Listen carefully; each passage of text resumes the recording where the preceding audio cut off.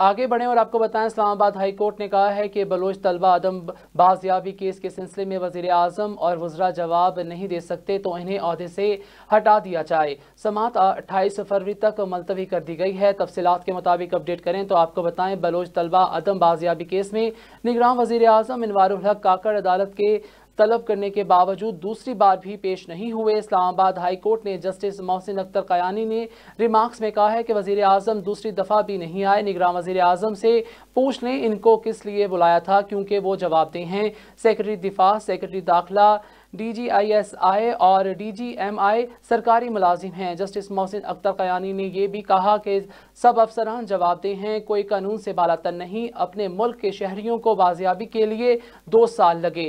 निगरान वज़रा, सेक्रेटरी दिफा, सेक्रेटरी दाखिला किधर हैं? अटॉर्नी जनरल पाकिस्तान मंसूर उस्मान अदालत में पेश हुए। जस्टिस मोहसिन अख्तर कयानी ने इस्तफसार किया कि 12 लापता तलबा अभी बाजियाब नहीं हुए, जिस पर अटॉर्नी जनरल ने जवाब दिया कि मेरी मालूमात के मुताबिक 8 तलबा बाजियाब नहीं हुए।